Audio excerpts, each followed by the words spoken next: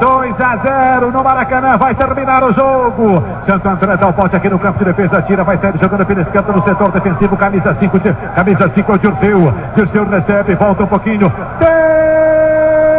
termina o jogo no Maracanã.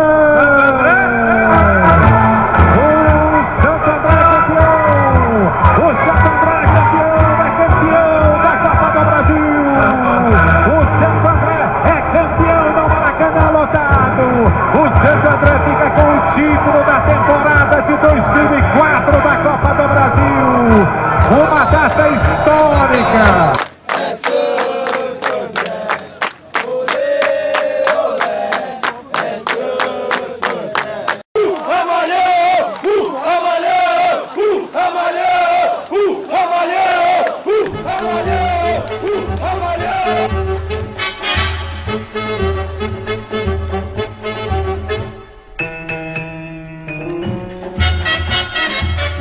A Façanha do Ramalhão, Episódio 2. Santo André! Após a classificação obtida na cidade goiana de Ipameri, o Santo André teria pela frente na segunda fase da Copa do Brasil o Atlético Mineiro, maior campeão de Minas Gerais, campeão brasileiro em 1971 e que já tinha contado com grandes jogadores em sua história, como os atacantes Reinaldo e Dadá Maravilha. Era a primeira vez que as equipes se enfrentariam. O primeiro jogo aconteceu no dia 24 de março no estádio Bruno José Daniel, no ABC Paulista, e o ex-zagueiro Alex Bruno, que fez parte do elenco do Ramalhão em 2004, relembra o sentimento dos jogadores para esse confronto. Então, pegar logo um Atlético Mineiro de cara é difícil, né? A gente sente um pouco de medo, um pouco de receio, mas é bom porque também é um time grande e pode aparecer, né? Mas todo o favoritismo do Atlético Mineiro, né? Até nós, jogadores, os pés no chão, sabia que o Atlético era favorito, né? Com a intenção de garantir um bom resultado e levar uma boa vantagem de gols para Minas Gerais, o Santo André se impôs e venceu por 3-0. O primeiro gol do Ramalhão foi marcado logo aos 4 minutos de partida pelo atacante Edmilson de cabeça. Confira a narração de Willy Gonzer, que na época fazia parte da rádio Itatiaia de Minas Gerais. Ganhou ainda o time do Santo André, olha a carregada pela linha de fundo, Branquinho para a boca do gol, cabeçou, gol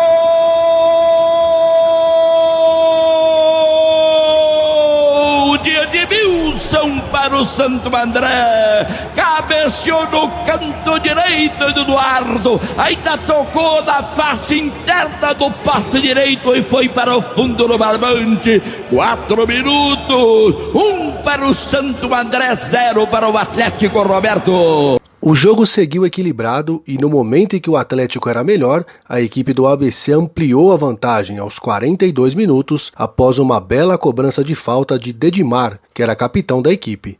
O jogador relata uma arma especial do Santo André no jogo, comenta sobre a postura dos mineiros e fala da importância do seu gol.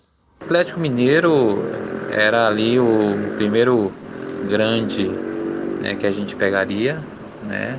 E a gente, na verdade, deu tudo que podia.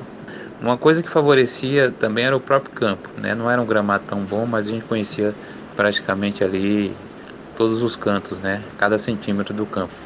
A gente começou com força total e a gente conseguiu construir o placar. Acredito que eles não esperavam que a gente fosse, na verdade, surpreender.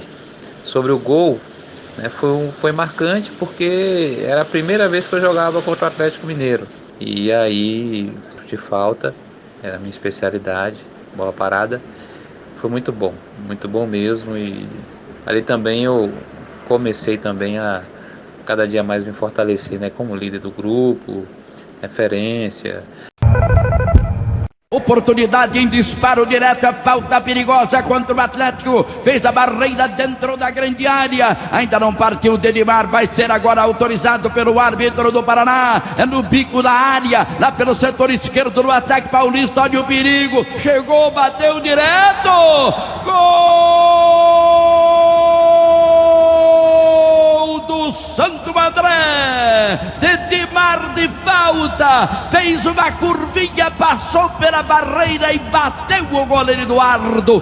No segundo tempo, o Atlético seguia melhor na partida e tentava ao menos diminuir o prejuízo. Só que no futebol, como quem não faz gol acaba tomando, aos 32 minutos, o atacante Jean Carlos fez o terceiro do clube do ABC e colocou números finais na partida. Olha o contragolpe do Santo André, bola pelo meio, olha o perigo, tentativa de invasão, olha o chute, gol do Santo André! Bola no canto direito de Eduardo lá dentro, o Santo André na conclusão, me pareceu Giancarlo. Ele mesmo confirma, Roberto, Giancarlo no cantinho direito de Eduardo. Quando mais o Atlético pressionava, o time da casa faz o terceiro. Agora, Santo André, 3-0 para o Atlético, Roberto. Mesmo com uma boa vantagem, os atletas do Ramalhão sabiam que enfrentariam dificuldades na segunda partida, que foi marcada para o dia 7 de abril no estádio do Mineirão, em Minas Gerais. É o que conta Sérgio Soares, que teve uma participação fundamental naquela campanha. A gente sabia que ia ter dificuldades, sim, né? E a gente teria que jogar com um nível de concentração parecido com o que nós tivemos no Bruno, né? Contando que o Mineirão estaria lotado, mas isso não ia interferir muito, né? Porque nós tínhamos jogadores experientes, né? Já tinham vivido algumas situações e isso, questão de estar casa cheia, não seria algo que preocupava, né? O que preocupava era a intensidade do próprio Atlético que ia ter no jogo, como teve. O torcedor do Santo André, Ovídio Simpionato, um dos presidentes da torcida uniformizada Dragão Andreense, a Tuda, que esteve presente no Mineirão naquele dia, nos revela uma história curiosa e esclarece se a grande presença da torcida adversária o assustou. A viagem para o Mineirão, nós saímos daqui com 2 ônibus, chegamos lá mais ou menos 1 hora antes no estádio. Comigo aconteceu até um negócio, cheguei lá com uma dor terrível de cabeça, né? E tem um ambulatório lá, um belo ambulatório no Mineirão. Passei no ambulatório e minha pressão tava 18, né? Aí os caras puseram numa cama lá, me deram um remédio, né? E eu desesperado, escutando o barulho, né? Da torcida. Faltando uns 15 minutos, chamei a enfermeira, tem um médico que fica de plantão também, falei com ele que eu ia assistir o jogo. Os caras falaram, não, você não vai não, você tem que deixar sua pressão em ordem, não podemos liberar. Falei, levantei, cara. Aí eles fizeram um papel lá que eu assumi a responsabilidade, assinei e fui pro jogo. Não, intimidar nunca intimidou. Oxe, é ruim, hein? Intimidar pra ir pra estádio. Realmente tava lotado o estádio, entendeu? Aí a torcida do Cruzeiro ainda veio dar um apoio pra nós, né? A Máfia Azul. O jogo estava disputado e para o Atlético só restava atacar. Até porque o clube do ABC fazia de tudo para dificultar ainda mais a partida. Mas aos 19 minutos do primeiro tempo, os mais de 30 mil torcedores atleticanos explodiram com o gol do volante Márcio Araújo. O Mineirão se transformou em um verdadeiro caldeirão. Gabriel, ex-zagueiro do Ramalhão, nos fala de que maneira sua equipe passou a se portar a partir desse momento. Quando a gente toma o gol, a gente começa a ficar um pouco mais recuada, a procurar marcar um pouco mais baixo, né?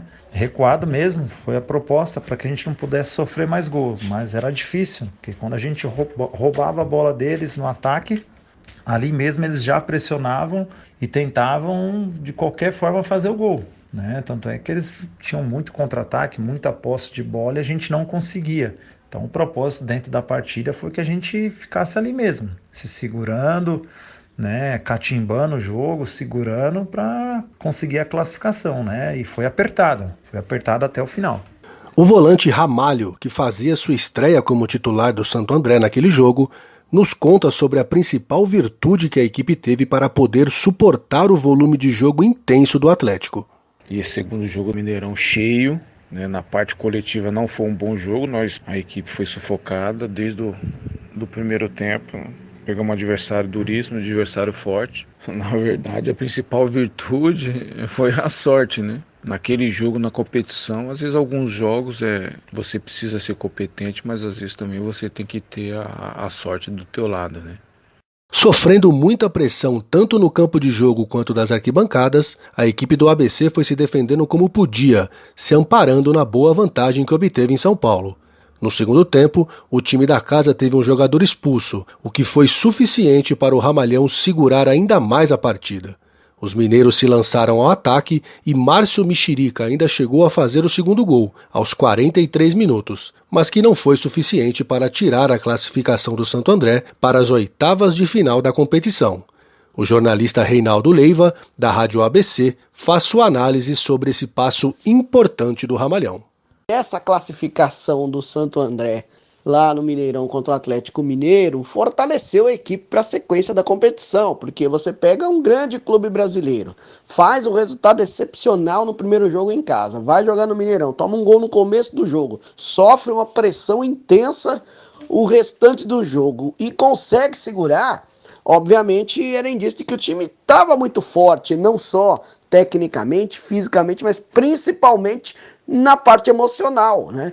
Mas sem dúvida o resumo da história é que o Santo André se classificou com autoridade com o Atlético Mineiro e eu tenho certeza que após esse jogo o time ganhou uma confiança muito maior. Acompanhe a narração do final da partida na voz de Paulo Andrade, atualmente do canal ESPN e que na época integrava a equipe do canal ABC3 NET Cidade. E terminou! Santo André classificado para a fase de oitavas de final da Copa do Brasil. Segura de forma heróica a derrota só por 2-0. A próxima batalha no torneio nacional seria contra um time tradicional do interior paulista, o Guarani, campeão brasileiro de 1978, com os consagrados jogadores Zenon e Careca. O primeiro jogo aconteceu no dia 14 de abril, no estádio Brinco de Ouro da Princesa, em Campinas. O Santo André passava por uma reformulação na equipe por conta do encerramento de contratos de alguns jogadores e tinha poucos atletas à disposição para esse confronto. Mas segundo o ex-jogador da Guia, o estilo de jogo do Ramalhão não mudou. Já foi um jogo mais complicado, né? Porque, se não me falha a memória, nesse meio tempo aí, entre o primeiro jogo e o segundo, nós perdemos alguns jogadores que saíram e tivemos algumas improvisações para ir nesse jogo, né? Mas o pensamento era sempre o mesmo, da gente manter a nossa maneira de jogo, né? E o Guarani também era uma equipe qualificada na época. Nós, por ter perdido alguns jogadores, tivemos que nos adaptar rápido, né? E o pensamento era ir para o jogo, manter a nossa forma de jogar e tentar vencer o jogo também, né? Nós não fizemos um pensamento de defender, a gente jogava daquele mesmo estilo, né? Quando dava para atacar a gente saía, tentava fazer o gol também, nos defendíamos bem. Em um jogo truncado, como já era esperado, as chances de gol eram poucas. Até que aos 25 minutos, em um lance de puro talento, Dedimar acertou um belo chute de fora da área e abriu o placar para a equipe do ABC. Um gol muito importante para o seu time, como ele mesmo relembra. Primeiro, para mim foi muita surpresa, né? Eu nunca tinha feito um gol naquele estilo, naquela característica. E eu acreditei, né? Bastante ali. Foi um gol diferente porque eu arrisquei chutando fora da área e deu certo. Onde eu consegui escapar, né? Ali pelo meio de campo e tudo, os caras marcando, preocupados com o ataque. Consegui ali me livrar da marcação e chutar de fora da área. A narração do gol é de Eduardo D'Alessandro, que também fazia parte do canal ABC3 NET Cidade. Desce Santo André. Fica pedindo bola o Barbieri. Insiste na jogada individual, o Ramalhão veio o tiro de fora! Gol!